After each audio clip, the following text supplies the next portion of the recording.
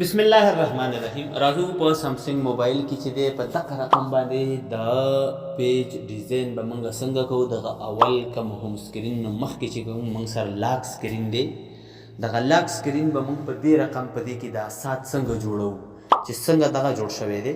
نو د دې لپاره چې دی تاسو به دغه دواړه ګوتې راوالئ په دې سکرین به یې داسې راټولې کوئ چې کله داسې شي په دې شکل سره موږ سره دغه صفحې رالي، خو د دې په دې لاندې ځای کې لیکل شوي دي چې وال پیپر اینډ سټایل. په دې چې کله تاسې کلیک کوئ د هغې نه وروسته وګوره موږ سره دلته چې دی دوه عکسونه راځي، دغه دوه شکلونه راځي چې یو موږ سره د هوم سکرین دی، یو موږ سره چې دی د لاک سکرین دی. زه به په دې لاک سکرین باندې دلته وګوره د دې ځای نه چې تاسو کله په دې لاک سکرین کې لاندې دې کلیک وکړئ نو په دې شکل سره چې دی موږ ته دا راځي.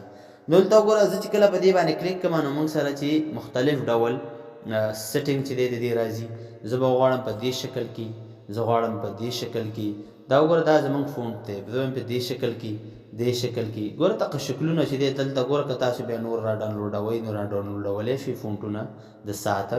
که تاسو دقلته راواړئ سټایل ورته ورکوئ نو وګوره د دې ځای نه زه به ورته وایم چې ما ته دا یو سټایل راته راکړه. ګوره څومره ښه ښایسته ښکاري.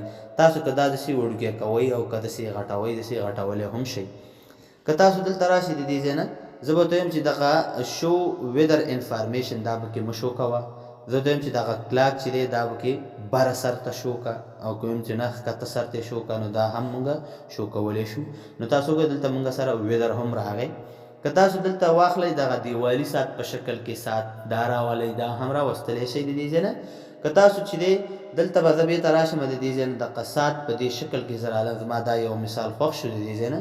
زه به راواړم دلته چې دی تاسو به د دې ځای نه دا کلر دې ته بدلولی شئ چې هر رقم کلر ستاسو خوښوئ. که تاسو دلته د مور کلر ته راشئ د دې ځای نه چې دی تاسو یو کلر دلته خوښ کړئ او دا د دې ځای نه ډن کړئ نو دا هم چې دی موږ اخیستلی شو. ګوره دا د دې ځای نه وړوکي کولی او غټولی شو چې ډېر زبردسته طریقه ده، ډېره ښه طریقه ده.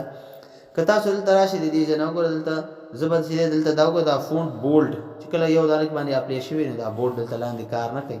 که تاسو دلته یو ساده بیا واخلئ په ساده بولډ هغه باندې کلیک وکړئ نو موږ سره چې دی د دې ځای نه دا بیا کله دلته موږ سټایل ته راشو بېرته دلته دا یو سټایل والو وګوره څه یو مزهدار سټایل دی.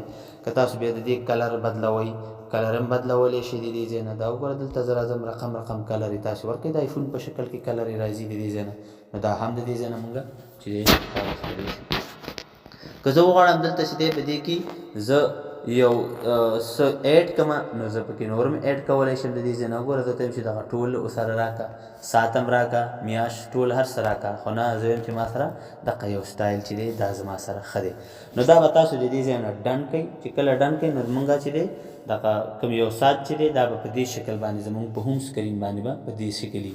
که تاسو په دې کې نور څه ایډ کوئ د دې ځای نه ایډ ته راشئ، دلته وګوره ایډ ویجټس ته چې راشئ دلته زه ورته وایم چې ما ته دغه بیټري هم پکې شو کوه چې کله په لاک سکرین لګېدلی، او زه ورته وایم چې نه ما سره د دې ځای نه دا کامره چې دی دا هم پکې شو کوه. او که تاسو مثلا داسې یو بل څه وای فای راخلئ که د دې ځای نه دا ویدر د دې ځای نه دا وګوره دا دلته به زه کلیک کړم په دې ځای باندې بس مودا یو څه پکې اخیستی شي د دې ځای نه دا د دې ځای نه ډن کړه.